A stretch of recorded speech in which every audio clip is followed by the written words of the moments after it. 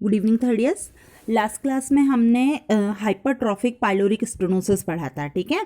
अभी GI system में next हमारा जो कंजेनाइटल डिफेक्ट है वो है oesophageal atresia with tracheoesophageal fistula. तो सबसे पहले मैं आपको यहाँ पे क्लियर करूँगी atresia. Atresia means congenital absent और closure of a normal body opening और ट्यूबुलर स्ट्रक्चर। मीन्स कि किसी भी जो भी ट्यूब लाइक स्ट्रक्चर्स का है ना बीच में से ब्लॉक हो जाना या प्रॉपरली फॉर्म नहीं हो पाना, ठीक है, क्लोजर हो जाना, उसको हम बोलते हैं एट्रेशिया, है ना। जैसे कि आपका जो ईसोफेगस है वो क्या है, एक पाइप लाइक स्ट्रक्चर है। तो जो ईसोफेगस है वो आपके फेरिंग से लेके स्टमक तक कनेक्ट रहता है, जिसके थ्रू जो माउथ जो फूड होता है वो माउथ से कहाँ तक जाता है, स्टमक तक जाता है। तो ये ट्यूबलाइक जो ईसोफेगस है वो ट्यूबलाइक जो स्ट्रक्चर है वो प्रॉपरली फॉर्म नहीं हो पाएगा, कहीं पर भी सेगमेंटेड हो सकता है या क्लोज्ड रह जाता है, ठीक है। तो इसे हम बोलते हैं oesophageal atresia. Then fistula. Fistula means a permanent abnormal passage, है ना, मतलब या फिर हम fistula means abnormal connection between the two organs, है ना। किसी भी टू ऑर्गन्स के बीच में कोई भी एबनॉर्मल कनेक्शन का हो जाना उसे हम क्या कहते हैं, फिस्टुला कहते हैं, ठीक है। तो oesophageal atresia and tracheoesophageal fistula is a disorder of digestive system in which the oesophagus does not develop properly, ठीक है। It is a embryonic defect, है ना। ये कैसा है, कंजेनाइटल एम्ब्रियोनिक डिफेक्ट है जो एम्ब्रियोनिक पीरियड से ही चाइल्ड में हो जाता है। Then definition: esophageal atresia is a failure of esophagus to form a continuous passage from pharynx to stomach during embryonic development, ठीक है। एम्ब्रियोनिक डेवलपमेंट के समय ईसोफेगस जो है वो प्रॉपरली फॉर्म नहीं हो पाता है ना, या बीच में से ही वो ब्लॉक हो जाता है, इसे हम कहते हैं ईसोफेजियल एट्रेशिया। ओके इसका इटियोलॉजी क्या हो सकता है, तो मेनली जेनेटिक डिफेक्ट हो सकता है ना, मतलब जीन्स में म्यूटेशन के कारण यदि जो भी आपका सेल्स हैं, है ना, एम्ब्रियोनिक सेल्स हैं जो कि किसको फॉर्म कर रही हैं, आपकी ईसोफेगस को फॉर्म कर रही हैं, यदि उनमें कोई म्यूटेशन हो जाए, है ना, जेनेटिक चेंजेस आ जाते हैं तो एबनॉर्मलिटीज़ को लीड कर सकते हैं। फिर देन है टेरेटोजेनिक स्टिमुलाई। टेरेटोजेनिक स्टिमुलाई में आपका आ जाएगा रेडिएशन फैक्टर्स हो सकते हैं, यदि मदर कभी रेडिएशन एक्सपोजर हुआ है तो मतलब फर्स्ट ट्राइमेस्टर में एक्सरे जो भी रेज हैं, है ना, ऐसे एक्सपोजर हुआ है तो वो भी एक रीज़न हो सकता है। फिर मैटरनल इन्फेक्शन उसको फर्स्ट ट्राइमेस्टर में हुआ है तो, फिर देन कोई केमिकल या कोई भी जो भी प्लेसेंटल बैरियर को क्रॉस करने वाली ऐसी कोई ड्रग्स उसने लिया है, तो ये सारे कॉजेस हो सकते हैं। Then intrauterine causes. Intrauterine causes में यदि मदर को टॉर्च, है ना, तो टॉर्च का यदि इन्फेक्शन है तो, है ना, आप लोग के लिए एक असाइनमेंट है कि आप लोग को मुझे टॉर्च का फुल फॉर्म लिख के सेंड करना है, ठीक है। तो यदि मदर को इंट्रायूट्राइन इन्फेक्शन टॉर्च है तो ये भी चाइल्ड में कोई भी कंजेनाइटल डिफेक्ट को लीड कर सकता है या फॉर्म कर सकता है, एक रिस्पॉन्सिबल कॉज है। तो TORCH is a intrauterine infection. Then incidence, तो मेनली ईसोफेजियल एट्रेशिया विथ और विदाउट टीईएफ। टीईएफ बोले तो ट्रेकियो ईसोफेजियल फिस्टुला, मतलब oesophageal atresia tracheo oesophageal fistula के साथ भी हो सकता है और उसके बिना भी, मतलब ओनली ईसोफेजियल एट्रेशिया भी हो सकता है। तो ये अप्रॉक्सीमेटली क्या बोला है कि 3500 लाइव बर्थ में से 1 चाइल्ड को होता है, ठीक है। मतलब इसका जो इंसिडेंस रेट है वो कितना है आपका कि 3500 लाइव बर्थ में से 1 अप्रॉक्सीमेटली जो 1 चाइल्ड है उसको ये मालफॉर्मेशन होने के चांसेस होते हैं, और बोथ किसी भी सेक्स में, मतलब मेल फीमेल दोनों में हो सकता है। और मोस्टली जो क्या बोलते हैं आपका लो बर्थ वेट बेबीज़ हैं या प्रीटर्म बेबीज़ हैं, है ना, उनमें ये डिफेक्ट ज़्यादातर देखे जाते हैं। देन क्लासिफिकेशन, तो क्लासिफिकेशन में जो ट्रेकियोईसोफेजियल फिस्टुला है वो मेनली 5 टाइप्स का है, ठीक है। तो अभी मैं आपको ये टाइप्स 1 बाय 1 एक्सप्लेन कर रही हूँ, तो यहाँ पे जस्ट आप लोग ये टाइप्स को ड्रॉ करके रखिए, ठीक है, ताकि एक्सप्लेनेशन में आपको क्लियर हो जाए कि किस टाइप में हम क्या कह रहे हैं। ओके तो टाइप 1 जो है उसे हम कहते हैं ईसोफेजियल एट्रेशिया विदाउट फिस्टुला, ठीक है। ये जो केसेस होते हैं ये 8% लोगों में, मतलब बेबीज़ में पाया जाता है। तो there is a no connection of oesophagus to the trachea, मतलब इसमें देखो ओनली क्या है, ईसोफेगस और ट्रेकिया के बीच में कोई कनेक्शन नहीं है, और क्या है, ओनली ईसोफेजियल एट्रेशिया बस है। मतलब जो ईसोफेगस है वो क्या हो गई है, उसका जो अपर सेगमेंट है वो कैसा हो गया है, अपर प्रॉक्सिमल सेगमेंट जो है वो पूरा ब्लाइंड होता है ना। और अपर सेगमेंट और लोअर सेगमेंट के बीच में कोई भी कनेक्शन नहीं होता है, अपर सेगमेंट और लोअर सेगमेंट दोनों ही ब्लाइंड हैं, ठीक है। ईसोफेगस को देखिए 2 पार्ट्स में डिवाइड है, एक पार्ट उसका स्टमक से अटैच है और दूसरा उसका माउथ की तरफ से। तो दोनों ही पार्ट आपको कैसे दिख रहे हैं, ब्लाइंड पाउच है ना, मतलब कोई भी कनेक्शन नहीं है।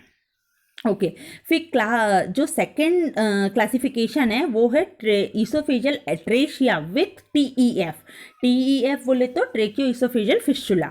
तो ये जो कंडीशन है ये ओनली 1% केसेस में पाया जाता है। इसमें क्या होगा कि जो अपर एंड है वो इस ट्रेकिया के साथ फिस्टुला को फॉर्म कर रहा है।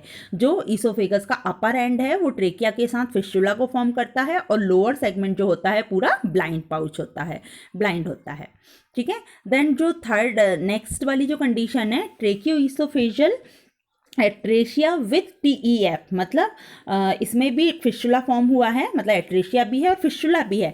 लेकिन अभी जो सेकेंड वाली कंडीशन में क्या हुआ था, आपका अपर सेगमेंट जो था वो इस ट्रेकिया के साथ कनेक्ट था, मगर इस कंडीशन में क्या है कि ईसोफेगस का लोअर सेगमेंट ट्रेकिया के साथ कनेक्ट है, ठीक है। देखो जैसे डायग्राम में दिखाई दे रहा है कि इस कंडीशन में क्या है कि आपका जो ईसोफेगस का लोअर सेगमेंट जो है वो किसके साथ कनेक्ट है, ट्रेकिया के साथ कनेक्ट है। देन नेक्स्ट कंडीशन में क्या बोला है हमने कि ट्रेकियो ईसोफेजियल एट्रेशिया विथ टीईएफ और both upper and lower segment है ना। इस कंडीशन में क्या है कि एट्रेशिया भी है, मतलब प्रॉपर ईसोफेगस फॉर्म भी नहीं हुआ है, और अपर सेगमेंट और लोअर सेगमेंट दोनों ही ट्रेकिया के साथ कनेक्ट है। क्लियर। तो ये भी लेस देन 1%, मतलब बहुत रेयर केसेस में ही होता है। फिर जो लास्ट टाइप है एच सेप टीईएफ है ना, इसमें क्या है कि ईसोफेजियल एट्रेशिया नहीं है, ओनली टीईएफ है, ठीक है। ट्रेकियो ईसोफेजियल फिस्टुला बस है। तो ये जो कंडीशन है वो 4% केसेस में पाई जाती है, और अप्रॉक्सीमेटली ये जो होता है बर्थ के समय डायग्नोस नहीं हो पाती है, क्योंकि इसमें जो सिम्टम्स होते हैं वो बहुत लेट अपीयर होते हैं, मतलब लेट नियोनेटल लाइफ में अपीयर हो पाते हैं।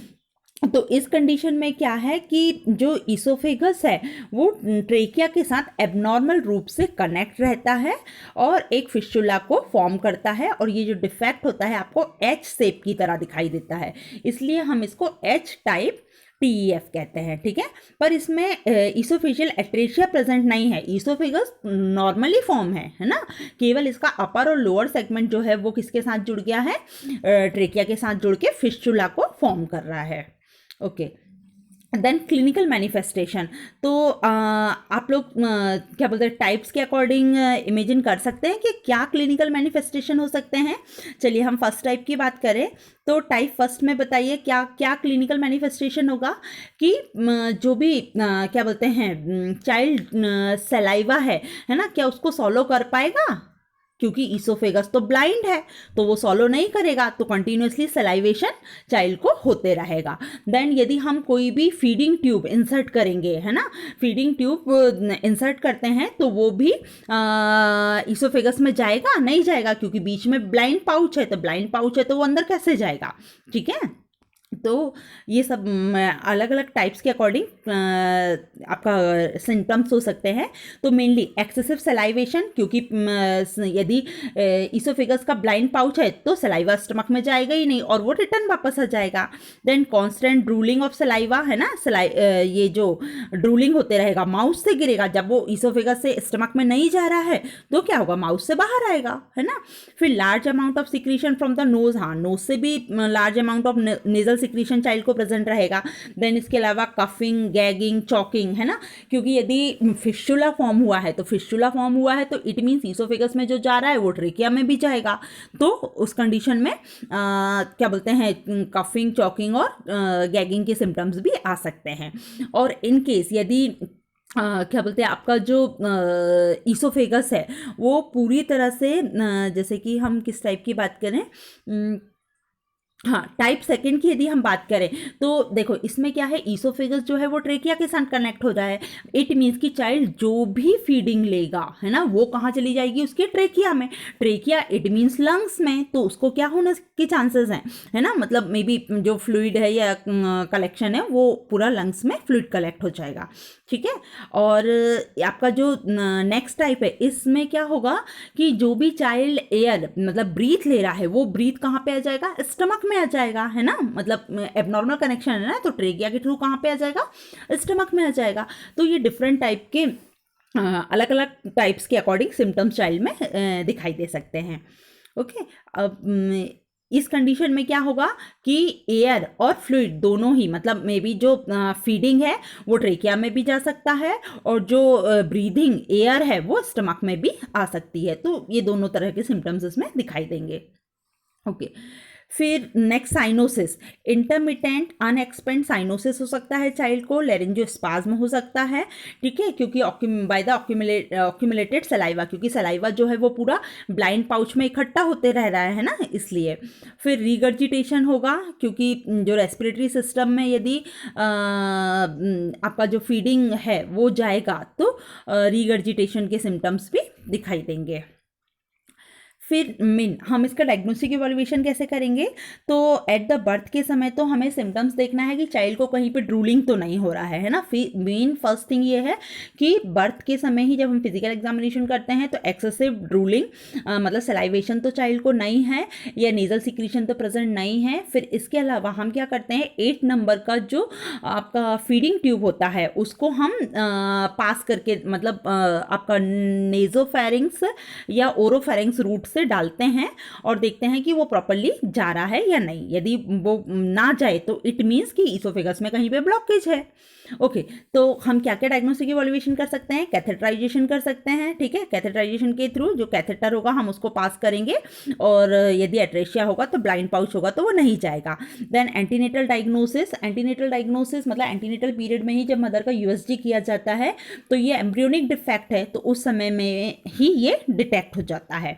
देन पोस्टनेटल डायग्नोसिस में बाय यूएसजी के थ्रू हम चाइल्ड का यूएसजी करेंगे या प्लेन एक्सरे करके हम ये क्या बोलते हैं डिफेक्ट को डायग्नोस कर सकते हैं। फिर ब्रोंकियोस्कोपी भी की जा सकती है, ईसीजी और इकोकार्डियोग्राम के थ्रू हम जो भी इसके साथ अदर एसोसिएटेड डिफेक्ट तो नहीं है, है ना, जैसे ट्रेकियोइसोफेजियल एट्रेशिया विथ फिस्टुला तो है लेकिन अदर कोई कार्डियक एब्नॉर्मलिटीज या कोई और कंजेनाइटल डिफेक्ट तो नहीं है, उसको फाइंड आउट करने के लिए। जैसे कार्डियक में ईसीजी कर रहे हैं तो और कार्डियोग्राम का इकोकार्डियोग्राम कर रहे हैं तो वो कार्डियक डिफेक्ट को डिटेक्ट करने के लिए किया जा रहा है। देन इसके बाद मैनेजमेंट, है ना, तो मैनेजमेंट में जब हम आते हैं तो फर्स्ट थिंग है कि हमें इमीडिएट मैनेजमेंट करना है इसमें, है ना। तो इमीडिएट मैनेजमेंट में हम क्या करेंगे कि चाइल्ड को प्रॉपर, है ना, प्रोन पोजीशन में हम रखते हैं, 30 डिग्री एंगल से एलिवेटेड पोजीशन में रखते हैं ताकि जो रिवर्ट गैस्ट्रिक सिक्रीशन रिफ्लेक्स है ना, क्या बोलते हैं रीगर्जिटेशन को हम प्रिवेंट कर सकें। देन चाइल्ड को नील बाय माउथ रखा जाएगा, यदि क्या बोलते हैं कोई भी एबनॉर्मल कनेक्शन है तो हम चाइल्ड को क्या रखेंगे, नील बाय माउथ रखेंगे ताकि क्या बोलते हैं जो भी फीडिंग हम दे रहे हैं वो ट्रेकिया में या लंग्स में ना जाए। फिर चाइल्ड को इमीडिएटली ऑक्सीजन थेरेपी दी जाएगी, आईवी थेरेपी हमें देना है। नेजोगैस्ट्रिक ट्यूब फीडिंग, यदि क्या बोलते हैं आपका ब्लाइंड पाउच नहीं है ना, मतलब अपर जो एंड है वो ब्लाइंड नहीं है तो उस कंडीशन में हम नेजोगैस्ट्रिक ट्यूब फीडिंग भी चाइल्ड को दे सकते हैं। और फ्रिक्वेंटली हमें सक्शनिंग करते रहना है ताकि हम एस्पिरेशन को प्रिवेंट कर सकें। फिर saline irrigation of blind pouch, है ना, ब्लाइंड पाउच को हमें इरिगेशन करते रहना है, ठीक है, ताकि ट्यूब जो है वो ब्लॉकेज ना हो। फिर हम गैस्ट्रोटॉमी भी परफॉर्म कर सकते हैं, है ना, गैस्ट्रोटॉमी में मेन हम जियोजेनोस्टोमी परफॉर्म कर सकते हैं और उधर से चाइल्ड को आर्टिफिशियल ओपनिंग करके फीडिंग दे सकते हैं। देन आफ्टर मैनेजमेंट में मेन सपोर्टिव केयर आपको देना है, तो मेंटेनेंस ऑफ न्यूट्रिशन लेवल को आप मेंटेन करके रखेंगे। तो बाई एनजी ट्यूब फीडिंग हम कर सकते हैं या गैस्ट्रोटॉमी के थ्रू हम फीडिंग को मेंटेन कर सकते हैं। फिर प्रिवेंशन ऑफ इन्फेक्शन है ना, कि चाइल्ड को जितना भी एसेप्टिक प्रिकॉशंस हमें फॉलो करना है सक्शनिंग करते समय, या उसका जो भी केयर हम प्रोसीजर्स इन्वेजिव प्रोसीजर्स कर रहे हैं उस सब में हमें एसेप्टिक टेक्निक्स को फॉलो करना है। प्रोफाइलैक्सिक एंटीबायोटिक्स देना है ताकि इन्फेक्शंस होने के चांसेस ना हो। रेस्पिरेटरी सपोर्ट देना है, रेस्पिरेटरी सपोर्ट में आप ऑक्सीजन थेरेपी है ना, फ्री फ्लो ऑफ ऑक्सीजन हम चाइल्ड को दे सकते हैं। फिर detection and treatment of complication है ना, जो भी कॉम्प्लिकेशन है उसको डिटेक्ट करना है। चेस्ट फिजियोथेरेपी, यदि इनकेस निमोनिया या फ्लूइड ऑक्यूमुलेशन हो रहा है तो उसको प्रिवेंट करने के लिए हम चेस्ट फिजियोथेरेपी या पोस्टल ड्रेनेज भी हम यूज़ कर सकते हैं। पर पोस्टल ड्रेनेज जो है वो हम क्या बोलते हैं इन्फेंट में करेंगे। देन मेन इसका सर्जिकल मैनेजमेंट है, तो सर्जिकल मैनेजमेंट में हमें क्या करना है, एंड टू एंड एनास्टोमोसिस कर देना है, ठीक है। एंड टू एंड एनास्टोमोसिस करके और फिर जो आपका बोथ ट्यूब्स है उसको हमें कनेक्ट कर देना है। तो मेनली ये जो सर्जिकल सर्जरी है, सर्जरी का जो मेन एज मतलब क्या होना चाहिए, इन्फेंट का जो वेट है वो 2 kg से मोर होना चाहिए। देन उसको निमोनिया या कोई भी अदर कॉम्प्लिकेशंस ना हो, उस कंडीशन में हम सर्जिकल मैनेजमेंट करेंगे। फिर देन ये जो आपका सर्जिकल मैनेजमेंट का जो स्टेजेस है उसमें सबसे पहले हम गैस्ट्रोटॉमी परफॉर्म करते हैं। तो oesophageal anastomosis and colonic transplant after 1 year है ना, गैस्ट्रोटॉमी करने के गैस्ट्रोटॉमी पहले परफॉर्म करेंगे, फिर गैस्ट्रोटॉमी परफॉर्म करने के बाद हम ईसोफेजियल एनास्टोमोसिस करेंगे, मतलब जो ईसोफेगस का ब्लाइंड पाउच है उसको कट करके एंड टू एंड एनास्टोमोसिस कर देंगे, दोनों एंड को जोड़ देते हैं। मीन नर्सिंग मैनेजमेंट में आपको प्री ऑपरेटिव नर्सिंग मैनेजमेंट क्या करना है, प्रिवेंट एस्पिरेशन से प्रिवेंट करना है ना, डिहाइड्रेशन नहीं होने देना है, आईवी फ्लूइड थेरेपी देना है चाइल्ड को, इन्फेक्शन कंट्रोल करना है, और रिड्यूसिंग पेरेंटल एंजाइटी, क्योंकि पेरेंट्स को बहुत ज़्यादा क्या बोलते हैं आपका एंजाइटी रहेगा, क्योंकि एक सीरियस बर्थ डिफेक्ट है ना, जिसमें कि चाइल्ड का बहुत ज़्यादा मोटिलिटी होने के चांसेस होते हैं। तो पेरेंट्स को प्रॉपर्ली ट्रीटमेंट्स और उसके सर्जिकल ट्रीटमेंट्स के बारे में और चाइल्ड केयर के बारे में एक्सप्लेन करना है। तो मेन आपका जो प्री ऑपरेटिव नर्सिंग डायग्नोसिस है वो क्या हो सकते हैं, रिस्क फॉर एस्पिरेशन है ना, ड्यू टू एबनॉर्मल कनेक्शन है ना, जो भी एबनॉर्मल कनेक्शन है उसके कारण रिस्क फॉर एस्पिरेशन हो सकता है।